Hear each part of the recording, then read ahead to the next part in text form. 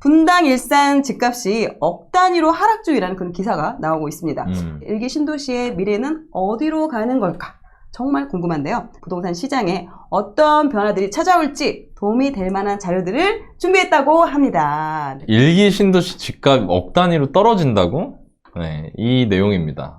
기사 나온 거 보니까 제가 좀 찾아봤었거든요. 찾아보니까 제목이 기자님들 진짜 제목 기가 막히게 뽑습니다. 네, 일기 신도시는 이용당했다. 야, 진짜 무슨 진짜 분당 일산 아파트가 1억 하락. 일기 신도시 분당 일산 평촌 3본 중동 매물 늘고 호가 하락 이어져. 일기 신도시 실망감 확산. 금매도 거래가 안 된다. 이런 갑자기 뉴스 기사가 갑자기 나왔어요. 일기 신도시에 도대체 무슨 일이 있는 걸까? 한번 같이 알아보겠습니다. 얼마 전에 8.16 대책이 있었죠. 윤석열 정부의 부동산 공급 대책과 관련해서 8.16 대책이라고 국토교통부에서 이제 그 대책 브리핑을 한번 했는데 일기 신도시 얘기가 있었습니다. 그리고 그 일기 신도시가 이 주제가 뭐였냐면 마스터 플랜을 2024년까지 수립할게요 라는 겁니다. 마스터 플랜을 2024년에 새 아파트 들어가게 해드릴게요가 아니라 플랜을 2024년에 수립할게요. 자, 그러니까 이제 열받는 거죠. 뭐야? 왜 24년에 계획이 수립되는 거야? 지금 우리 지금 단지에다 지금 마치 내일이라도 삽될 것 같이 지금 플랜카드 걸어놨는데 이게 무슨 소리야? 하면서 사람들이 실망한 거예요. 그래서 주민들 뿔난 겁니다. 그래갖고 막 데모하고 막 난리가 났고요, 지금. 자, 윤석열 대통령이 이거 보고 나서 사람들이 너무 이제 거세게 막 나오니까 윤석열 대통령이 이런 얘기를 했습니다. 일기 신도시 마스터 플랜이 국민 여러분들께 제대로 설명이 안 된 것 같아. 왜 이렇게 화가 나셨니? 국토교통부야, 뭐 하고 있니? 이렇게 이제 좀 약간 살짝 역정을 내셨나 봐요. 그러니까 원희룡, 그러니까 그 국토교통부 장관을 하고 계시죠, 지금. 이분께서 내가 내 직을 걸고 일기신도시 재정비를 하겠다. 용역 발주 당장 다음 달부터 하겠다. 여기까지 지금 온 거예요. 근데 핵심은 이거죠. 24년까지는 고민만 할게요. 고민 좀 할게요. 24년까지. 요겁니다. 핵심은 지금 상황이. 자, 그럼 여기 잠깐. 윤석열 정부 부동산 공약 한번 다시 보고 갈까요? 크게 두 가지로 나뉘었었죠. 공급 부분하고 제도적 그 보완 부분. 이렇게 두 개로 나뉘었었고, 크게는 이렇게 6가지 꼭지가 있었는데 그 중에 공급의 두 번째, 정비사업 규제를 완화해서 보다 양질의 주택이 민간 주도로 여러분들이 원하는 곳에 원하는 상품 수준으로 공급되게 하겠습니다. 이게 있었어요. 그리고 그 정비사업이라는 건 뭐 여러분들 다 아시겠지만 재건축 재개발을 뜻하고, 근데 여기에 이렇게 별도 타이틀이 들어간 거예요. 일기 신도시 정비사업 촉진 특별법을 제정해서 빨리빨리 하겠습니다. 요런 상황이었던 거죠. 그래가지고 이런 사진도 있었어요. 이거 보신 분 계실지 모르겠는데 이게 5월 2일자. 아마 제 기억으로 이때는 이제 당선인이셨죠. 이 그 대통령, 지금 현직 대통령께서 취임식 이전에 직접 일기 신도시 그 한 아파트 옥상에 방문하셔가지고 거기서 이렇게 브리핑을 받으시면서 이거 우리 일기 신도시 주민들께서 굉장히 거주에 불편함을 겪고 계시겠군요. 이런 어떤 행동도 하셨단 말이에요. 그러니까 상황이 이런 상황이니까 당연히 뭐 이해가 되죠.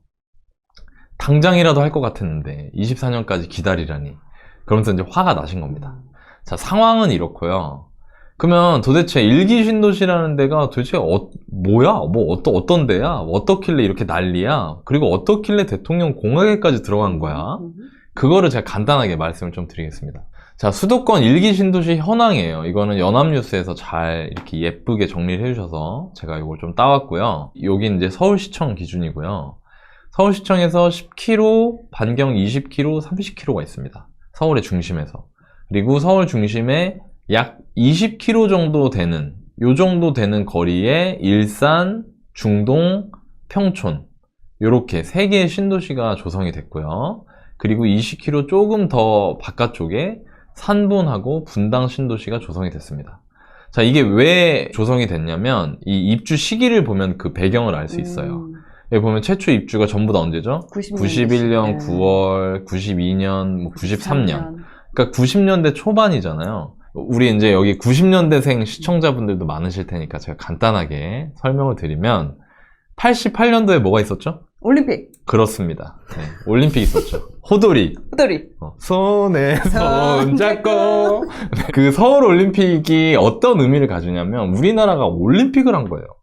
1953년에 6.25 전쟁이 종전을 하고 불과 35년 만에 전 세계인의 축제 올림픽을 개최할 정도로 성장한 거죠. 자, 그 성장의 배경은 그 단기간에 압축 성장을 했고 그 압축 성장의 배경은 산업화와 도시화거든요. 그래서 도시로 사람들이 어마어마 몰립니다. 그러니까 서울에 막 사람들이 막 온 전국에 있는 사람들이 다 몰려요. 왜? 서울에 돈 많이 주는 일자리가 있으니까. 그쵸. 서울에 일자리가 막 생겨가지고 사람들이 막 몰려드니까 서울이 어떻게 돼요, 이제? 미어 터지는 거예요. 서울이 미어 터지니까 어떻게 돼? 집값이 엄청나게 올라가는 거예요. 그러니까 이것 때문에 사실 1980년대 뉴스 기사 이런 거 찾아보면 여러분 요즘에 집값 많이 오르잖아요. 그때도 막 이런 거 있었어요. 막 30대 가장이 전세금 오르는 걸 마련하지 못해서 자살했다. 막 이런 뉴스 기사. 그러니까 국민들의 주거 안정이 심각하게 침해받는 상황이었거든요. 그런데 이때 당시에 노태우 대통령이 취임을 했단 말이에요. 근데 노태우 대통령이 전임 전두환 대통령하고 똑같이 군인 출신이셔가지고 정치적으로 공격받을 수 있는 그런 배경들이 여러 가지가 있었어요. 그러니까 이분이 이제 빨리 사람들이 좋아하는 거 빨리 해줘야겠다. 그래가지고 불렀죠, 사람들을. 저 장관, 우리 지금 집이 얼마나 모자란가? 한 200만 개 모자랍니다. 그럼 200만 개를 앞으로 5년 안에 짓도록 하게. 네? 5년 안에 짓도록 하게. 하라면 하게. 그래가지고 그냥 한 겁니다. 그래서 네, 정말 대단하죠. 진짜 이때는 어마어마한 추진력이에요. 이때 안 되는 게 없었어요. 그래서 1990년대 초반에 무려 200만 호가 공급이 됩니다. 전국에. 근데 이 일기 신도시는 이제 한 27만 호, 8만 호 정도 다 합쳐서 공급이 됐고요. 면적으로 치면은 분당이 제일 크고 그 다음 일산, 그 다음에 평촌, 삼본, 중동은 다 비슷비슷합니다. 근데 보면 면적 차이가 꽤 많이 나죠? 오, 그렇죠? 꽤 많이 나는데 이 옆에 용적률이라는 게 있어요. 요거는 개념을 알아두시면 좋은데 용적률이라는 거는 쉽게 말하면 건물이 밀도가 낮고 건물 높이가 낮으면 낮을수록 용적률이 낮아요. 높이 지으면 높이 지을수록 용적률이 높아요. 이 개념을 설명하면 너무 복잡하기 때문에 제가 간단하게 용적률이 높을 때와 낮을 때를 설명을 해드렸고요. 네. 용적률이 낮다는 거는 건물 높이가 좀 낮다는 거예요.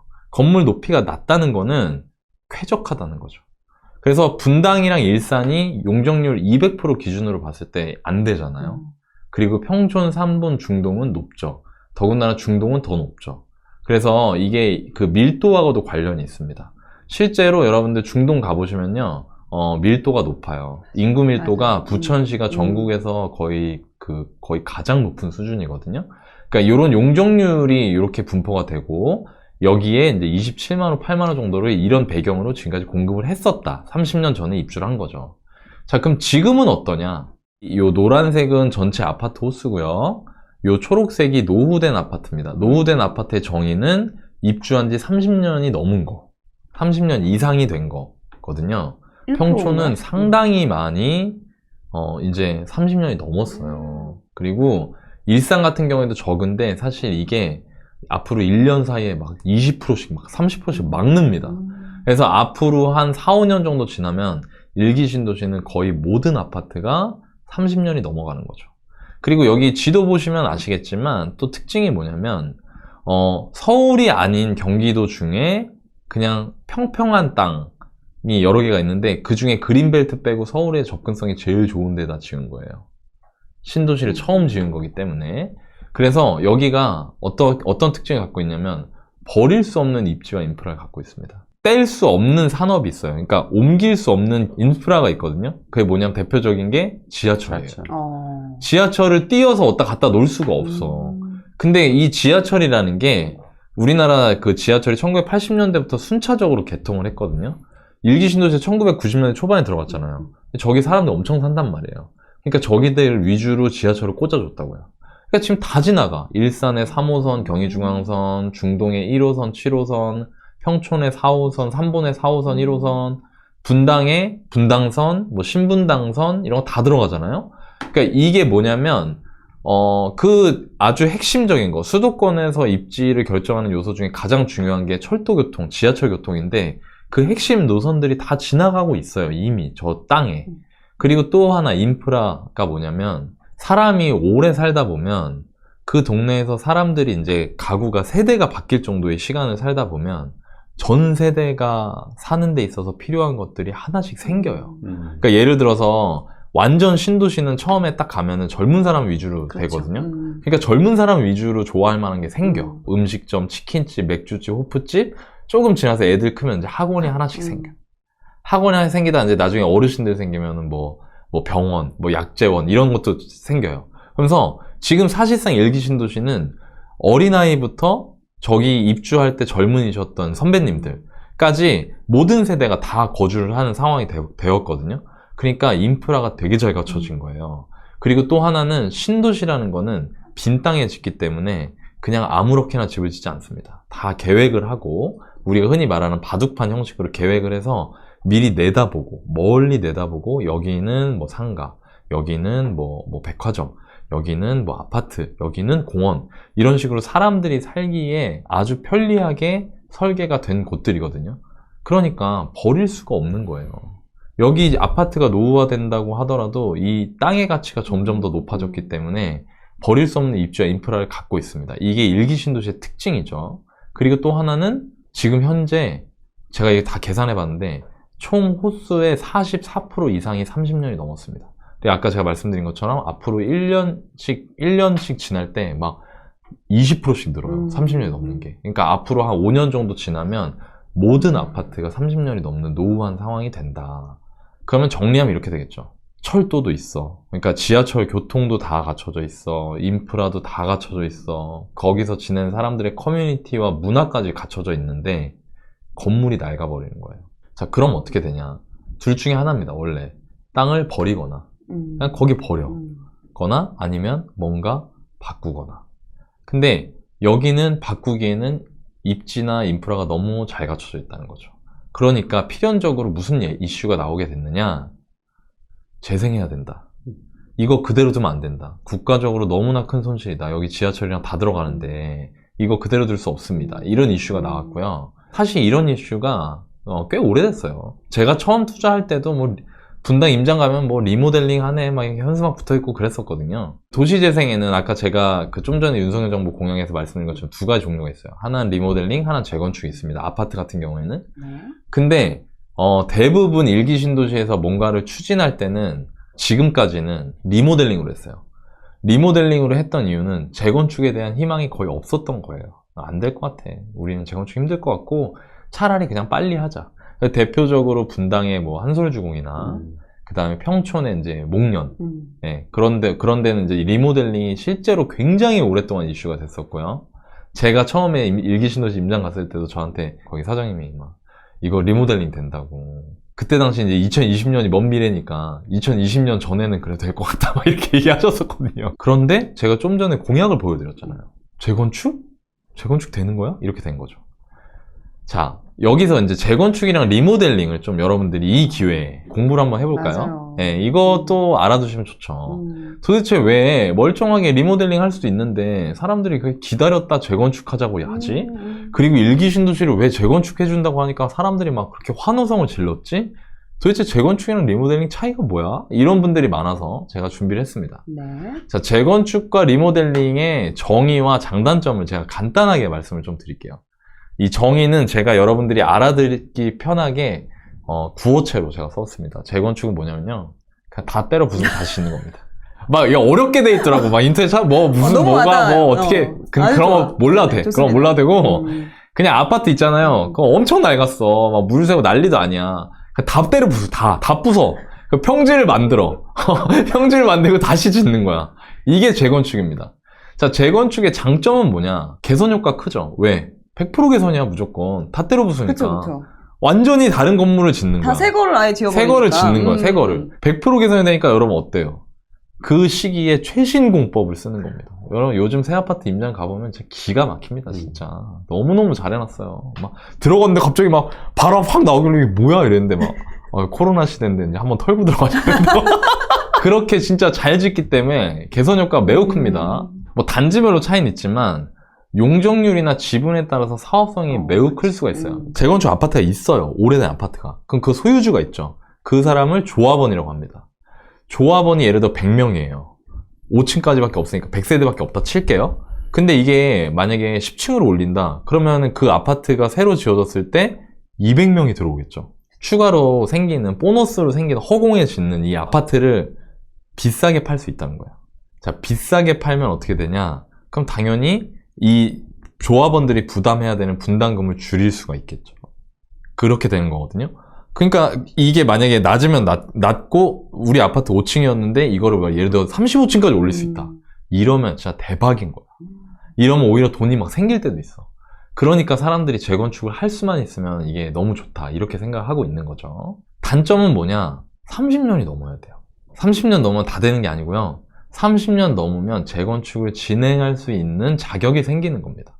그러니까 30년은 그냥 살아야 된다는 거고요. 그리고 최대 300%까지 용적률 상한이 있어요. 일반적으로 최대 300% 상한이 있습니다.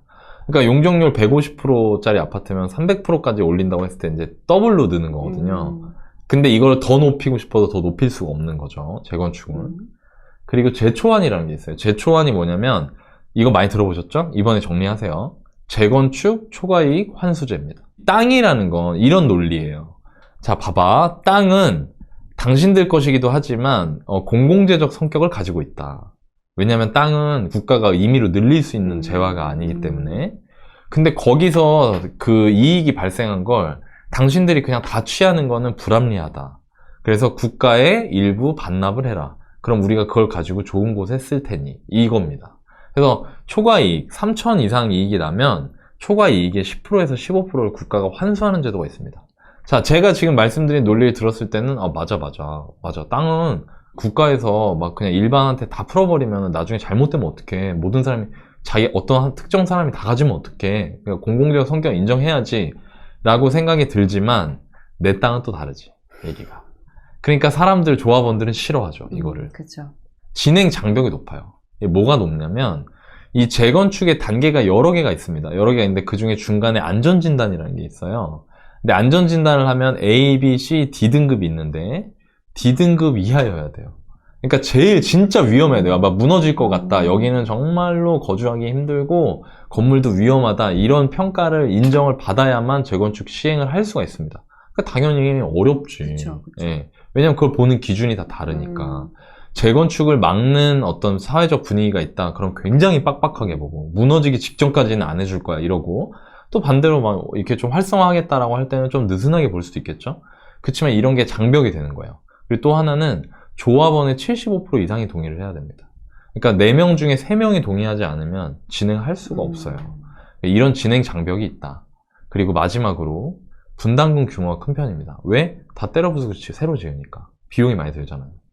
자, 그럼 리모델링을 한번 알아볼게요. 리모델링은 뭐냐? 정의가 아파트를 대수선, 그러니까 크게 수선하거나 아니면 일부 위로 혹은 옆으로 증축하는 개념입니다. 그러니까 그 아파트를 다 때려 부수는 게 아니에요. 다 때려 부수는 게 아니라 일단 어느 정도까지 남겨놓고 거기에다 이제 크게 수선, 다 이제 앞 건물을 이렇게 좀 낡은 부분을 이렇게 좀 이렇게 뭐 바느질하는 느낌? 약간 그런 느낌이라고 보시면 됩니다. 그러니까 이거하고 좀 개념이 다르죠. 이거는 완전 새 출발, 이거는 다시 한번 이렇게 좀 더 어떻게 고쳐 써보자 이런 개념입니다. 장점은 뭐냐? 일단 아파트 짓고 15년만 지나면 진행을 할 수 있어요. 네, 요건이. 그리고 용적률에 제한이 없습니다. 이거는 그냥 막 올릴 수 있어요. 그리고 재초안이 없어요. 왜? 이게 아까 이름이 재건축 초과이익 환수제니까 리모델링은 재건축이 아니잖아요. 그러니까 초과이익 환수가 없고 진행 장벽이 낮아요. 뭐냐면 안전진단 등급이 B등급 이하면 또 할 수가 있습니다.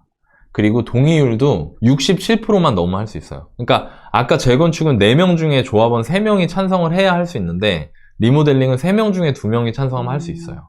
그러니까 좀 더 빠르죠, 속도가.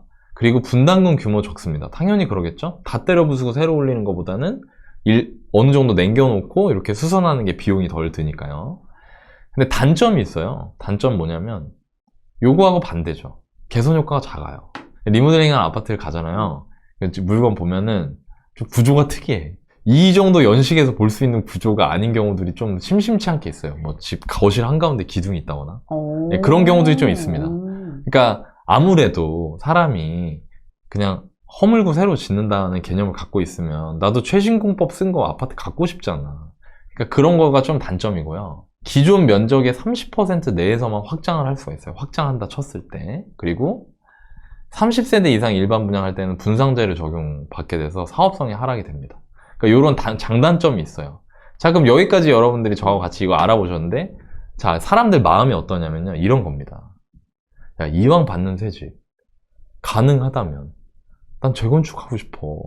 이게 사람들 마음이거든요. 이거를 이 공약에서 핵심을 딱 찌른 거죠. 이때 당시에. 그래서, 이렇게 한 겁니다, 이렇게. 30년이 다 돼가는 아파트를 소유하고 계신 여러분, 재건축하고 싶으시죠? 네, 제가 도와드릴게요. 도와드리겠습니다.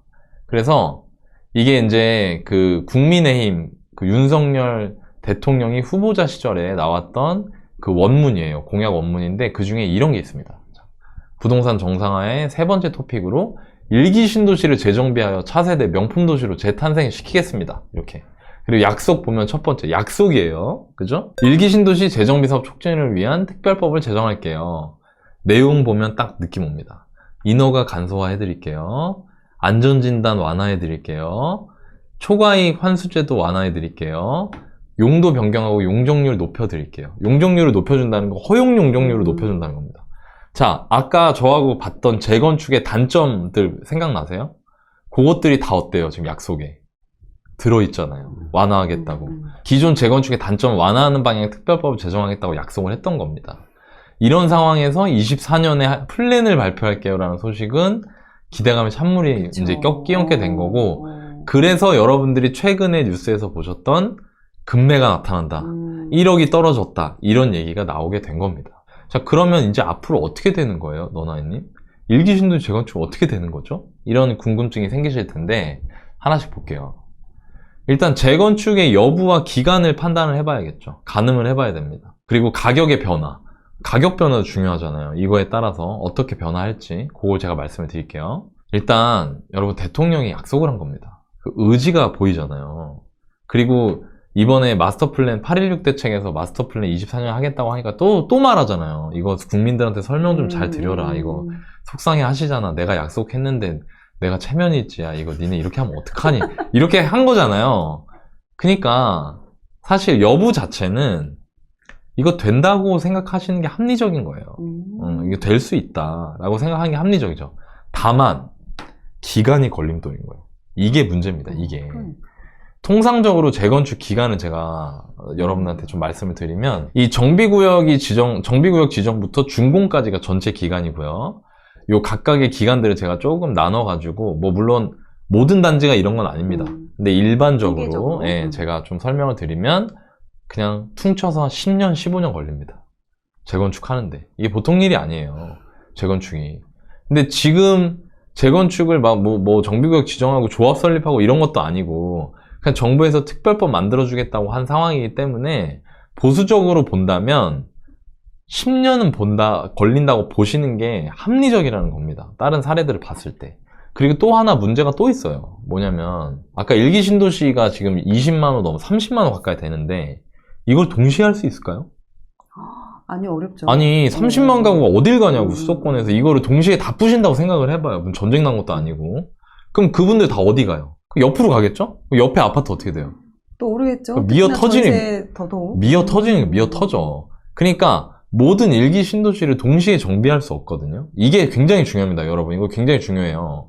왜냐면 이 예시가 성남 재개발에 있어요. 성남이 재개발을 동시에 되게 많이 하거든요. 그러니까 순환정비 형식으로 합니다. 일부 여기하고 여기하고 여기하고 여기하고 이렇게. 근데 잘 생각해보세요. 내가 재건축을 염두에 두고 어떤 아파트를 딱 샀는데 이게 재건축이 마지막에 되는 거예요. 나중에 봤더니. 갯돈을 부었는데 내가 제일 마지막에 타. 최악이지 진짜. 최악이야. 그건 진짜 최악이잖아요. 그쵸. 그러니까 이 컨셉을 여러분들이 잘 아셔야 돼요. 예, 어떤 아파트가 먼저 될지 아직 몰라요. 예, 이런 것들을 잘 고려하셔야 된다. 즉 한마디로 정리하면 일기 신도시 재건축은 진짜 오래 걸릴 거다. 가격은 이런 게 있습니다. 여러분 이렇게 구분해서 보셔야 돼요. 재건축이 이슈가 될 때 하고요.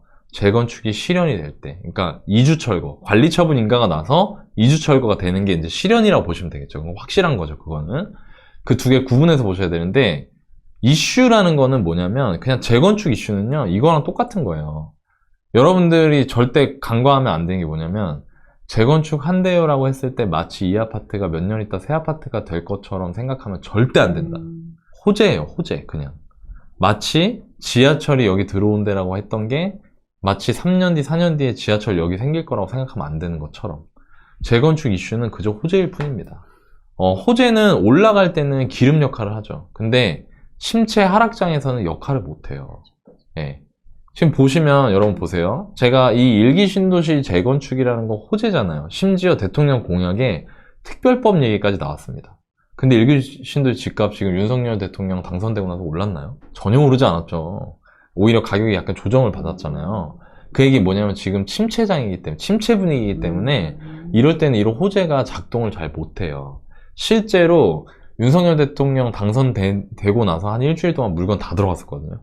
다 들어갔어요. 왜냐면 제 지인이 갈아타기 할까 고민한다고 해갖고 그 알아보고 할 때 제가 같이 봤었는데 물건 진짜 다 들어가더라고. 근데 지금 그때보다 훨씬 더 싼 가격으로 많이 나와 있어요. 그러니까 호재는 이런 식으로 접근해야 된다. 안 될 수도 있다고 생각하고 접근하시는 게 좋고요. 실현될 때는 이런 게 있죠. 재건축이 실현됐다는 건 뭐다? 땅이 바뀌는 건 아니지만 뭐가 바뀌는 거죠? 상품이 바뀌는 거죠. 상품이 바뀌면 가치가 올라간 거예요. 가치가 올라간 거죠. 근데 상승장에서는 보통 이런 일이 있습니다. 그 증대된 가치보다 가격이 더 많이 올라요. 네. 왜냐면 새 아파트고, 많이 예를 들어서 실제로 새 아파트가 되면서 걔가 자산으로서 가치가 한 2억 정도 상승했다고 적정하게 그렇게 봐야 되는데 실제로 집값은 막 4억이 떠버리는 거지. 올라가고 있으니까. 떨어질 때는 올라가긴 올라갑니다. 하락장에서 이렇게 한다고 하더라도. 근데 3억, 예를 들어 2억이 개선되면 1억밖에 못 올라요. 그러니까 이런 일이 있다는 거죠. 이런 경우가 최악인 거예요. 내가 재건축 조합원인데 관처까지 났어. 근데 파는 거 막. 그러면 이제 되게 속상하게 파는 거지. 관처가 뭐죠? 관리처분인가. 그러니까 막 거의 막바지 단계고 확실해진 상황인데 그러면 이제 사이클이라는 게 있으니까 7년, 8년 뒤에는 상승장 맞았을 때 이 새 아파트가 엄청나게 올라갈 수 있는데 그 재건축을 소유하고 있고 진행되는 기간 동안에 하락장에서 너무 고통을 받으면 사람들이 조금 올라가면 막 팔아버리고 그러거든요. 근데 그때 올라갈 때가 가치 이하의 가격 상승일 때, 그러니까 되게 싸게 팔아버리는 거예요. 그러니까 이런 부분들을 좀 알고 계시면 좋을 것 같다. 10년 이상 보는 게 현실적이고 어떤 단지인지도 굉장히 중요합니다. 일기신도시 재건축은 내가 갖고 있는 단지가 어떤 단지인가, 혹은 내가 내 집 마련하려고 하는 단지가 어떤 단지인가도 굉장히 중요하고요. 제일 중요한 거는 재건축이 진행 완료되는 시기에 시장이 상승장이냐 하락장이냐가 중요하다는 거죠. 자, 그럼 정리해 볼게요. 내가 지금 알 수 있는 건 뭐냐? 그냥 오래 걸릴 거라는 겁니다. 저를 포함한, 여러분들을 포함한 우리나라 국민들이 일기신도시 이슈와 관련해서 알 수 있는 건 그냥 오래 걸릴 거라는 거. 그거 하나밖에 없어요, 지금. 그리고 알 수 없는 건 정확하게 언제 실현되고 어떤 아파트가 어떤 순서로 실현되고 그래서 얼마만큼의 가격 상승이 있을 것이다 라는 거는 모른다는 겁니다. 물론 나중에 상승하겠죠. 근데 그게 언제 얼마만큼 될지는 아무도 모른다. 지금 현재 시점에서는. 그럼 우리가 얻어야 될 교훈은 뭘까? 매수할 때 주의사항이 있어요. 매수할 때 주의사항은 호재를 바라보는 방법입니다. 그러니까 호재는 아까 제가 말씀드린 것처럼 상승장에서 불난 집에 기름 붓는 경우거든요. 그러니까 불이 활활 타는데 기름 부으니까 어떻게 돼요? 난리가 나는 거지. 그죠? 근데 침체 하락장에 작동을 안 해요. 여러분 지금 보세요. 2년 전에 GTX가 2년 전에 개통이 빨라요? 지금 개통이 빨라요? 지금 개통이 빠르잖아요. 근데 왜 GTX 개통하는 데 있는 지역들 아파트 값이 그렇게 안 좋죠? 그리고 왜 아무도 안 살려고 하죠? 그러니까 그때는 눈에 들어오지도 않는 거예요. 분위기가 안 좋아지면. 가격이 감당하기 어려울 정도로 비싼데 단순 호재만으로 의사결정하는 건 매우 위험하다는 거죠. 그래서 여러분들이 앞으로 뭔가를 이제 보려고 하실 때 상승장에서 막 갑자기 호재 얘기를 막 부동산 갔는데 사람 미어 터지고 전화 계속 오고 막 뭐 발표 나고 나서 사람들 막 몰리고 이런다. 그때 여러분들 명심하셔야 될 게 반드시 마음을 진정하고 함부로 올라타면 안 됩니다. 그럴 때. 그걸 반드시 알아두셔야 돼요. GTX 노선 위치 급등한 다음에 급락한 데가 그런 데예요. 제가 지금 말씀드리는데, 그죠? 뭐 동탄, 지금 현재 동탄의 인덕원 이런데. 명저가 하나 있죠, 명저. 좋은 책이 하나 있습니다. 월급쟁이 부자면 태어나. 이 내용을 썼었습니다. 어. 기름이 아무리 많아도 불꽃이 튀지 않으면 불이 타지 않는다는 걸 기억해라. 이거를 꼭 기억하셨으면 좋겠습니다, 여러분. 나중에 상승장에서도 꼭 기억하셔야 돼요. 괜히 비싸게 사지 마시고. 자, 그리고 의사결정할 때는 이렇게 하셨으면 좋겠어요. 저는. 이 오늘의 결론인데, 잘못된 매수가 있고요. 적절한 매수가 있습니다. 잘못된 매수 하면 안 되겠죠? 잘못된 매수는 이런 로직으로 갑니다. 언제 됐든 되기만 하면 돼. 무조건 될 거야. 기다릴 수 있어? 기다릴 수 있어. 괜찮아. 분명 엄청 오를 거야. 엄청 오를걸? 너 일기신도시 입지 몰라? 분당 몰라? 야, 분당 새 아파트 들어오면은 그냥 잠실이야. 가격 엄청 오를 거야. 이렇게 생각하는 거. 되게 단순하게. 라는 관점에서 섣불리 무리해서 심지어 투자 목적으로 사는 거는 진짜 위험하다, 지금. 근데 적절한 매수도 있을 수 있죠. 그건 뭐냐? 지금도 충분히 입지와 가격이 다 좋다고 봐. 재건축 언제 되면 좋지만 일단 지금도 나는 여기에 실거주 가치가 굉장히 높다고 생각해. 그리고 기대하진 않지만 뭐 빨리 된다면 좋지 라는 마음을 갖고 있다. 그리고 현재 일기신도시에 대한 본인의 실수요 니즈가 되게 강해요. 그러니까 예를 들어서 일기신도시에 아이를 키우고 있는데 나 이제 진짜 여기서 그냥 정착을 하고 싶어. 아주 강하게. 근데 집값 떨어진다고 하는데 나는 떨어진다고 하면서도 내가 굉장히 여기서 내 집을 마련하고 싶다는 생각이 되게 강해요. 그리고 동시에 연끌 없이 매수를 할 수 있다, 내가. 그런 경우에는요, 오히려요, 여러분들 이게 있습니다. 지금 실망 매물 나오잖아요. 그러니까 쉽게 말해서. 네네. 실망 매물 중에 최근에 제가 부동산 실거래를, 아파트들 실거래를 이렇게 쭉 보다 보면은 놀랄 때가 많아요. 언제 놀라냐면 이럴 때 놀랄 때 많습니다. 이거에? 뭐 엄마랑 거래했나? 막 이런 실거래가 있어요. 있어요. 그저께도 제가 사무실에서 그 저희 직원들이랑 아파트 얘기하니까 저희 구성원들이랑 어느 지역에 어떤 아파트가 걔가 8억까지 찍었던 애가 네이버 부동산에 6억 8천으로 나와 있는데 전화해가지고 물어보니까 6억 2천까지 거래를 해주겠다고 했다는 거예요. 근데 거기 전세가 4억 8천 5억이야 지금. 그러니까 딱 거의 진짜 많이 붙은 거지. 그리고 거기가 위치가 나쁘지가 않아요. 그런 경우에는 오히려 내 집 마련할 수 있는 기회가 될 수 있다는 거죠. 그래서 여러분들이 일기신도시를 보실 때 제가 말씀드린 거 재건축 이슈를 바라보고 여기에 대한 강한 기대감을 품고 매수 결정하시는 거는 저는 반대. 예, 왜 보수적으로 보셨으면 좋겠다. 다만 이걸로 인해서 실망 매물이 나오고 정말 굉장히 저렴한 가격이다. 그리고 내가 무리 없이 그걸 살 수 있다 라고 하면 그게 기회가 될 수 있다. 좋은 기회가 될 수 있다. 요렇게 일기신도시 이슈를 접근하셨으면 좋겠습니다. 와. 끝.